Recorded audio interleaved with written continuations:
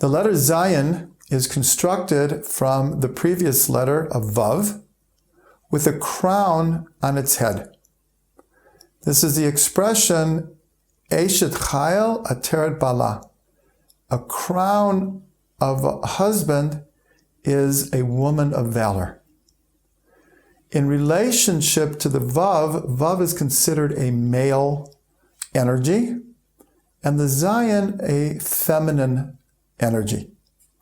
And this is manifest in the 6 days of creation, which is represented by the Vav, as the Vav equals 6, followed by Shabbat, which is the 7th day, represented by the Zayin. And that's why in many poems and songs of Shabbat, we relate to Shabbat as a bride, as a queen. The Shabbat queen. Boi kala, lecha dodi likrat kala. Let us go and greet the Shabbos bride. In Kabbalah, we're taught that the Vav represents what's called straight light, meaning light coming from above to below. Whereas the Zayin represents returning light, which returns up the Vav and spreads out in the top in the form of a crown. The Zayin representing the Shabbat, the culmination of the creative process, is hinted to in the very last words of the account of creation, which says about Shabbat that God rested from all of his work, Asher bara Elokim lasot, that God made to do. And the commentaries ask, what is the word to do doing there? It's a little bit superfluous, or it seems superfluous. And we're told that what it means is that God made the world and left it for man to do. That's the idea of returning light. Now, paradoxically, how do we celebrate the Shabbat? By refraining from work. So this is a great and deep paradox, is that we actually rectify creation ultimately through knowing the difference of when to work and when to rest, when to celebrate the creation instead of trying to alter it and manipulate it. The letter Zayin means a number of things. One is a sword. One is the scepter of the king. And one is Hazan et Kol. After eating, we make an after blessing. We say, we bless God who provides for everyone, for everything. All of these come from the root of Zayin.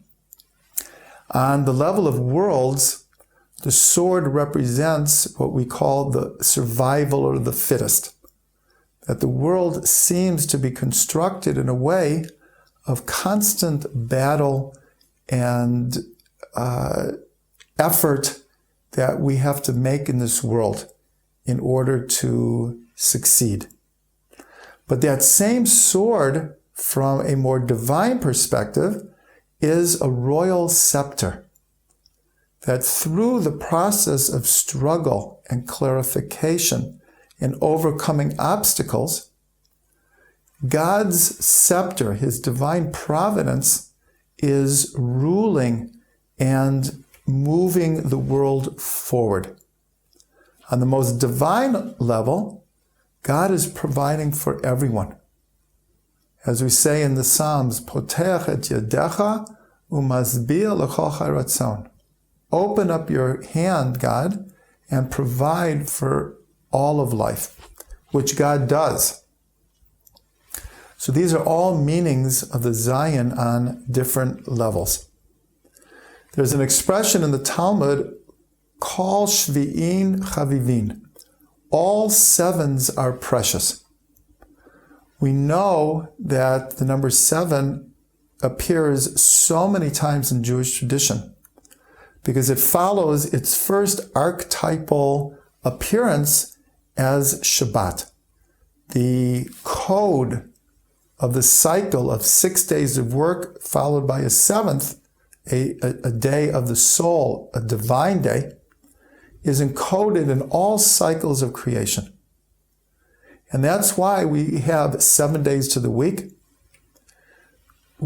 Between Pesach and Shavuos, we count 7 weeks before receiving the Torah on the 50th day. All of the holidays mentioned in the Torah happen during the first 7 months of the year. We work 6 years the land, and then we have the Shemitah, the sabbatical year, on the 7th.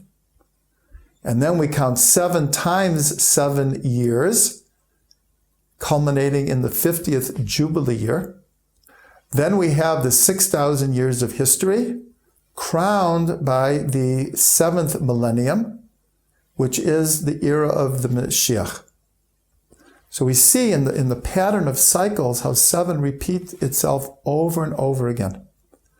On the level of the soul, we have what are called the 7 shepherds that we invite into our sukkahs every year. The 7 leaders of Israel, Avraham, Yitzchak, Yaakov, Moshe, Aaron, Yosef, and David.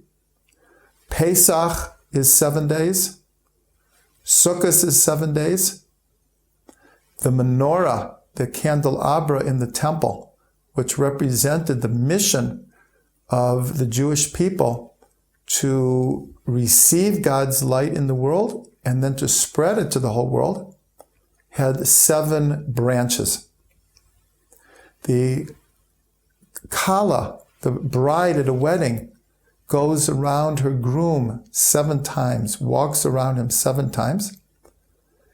And then under the chuppah, the wedding canopy, 7 blessings are given to the bride and groom. And then they celebrate for 7 days with these 7 blessings.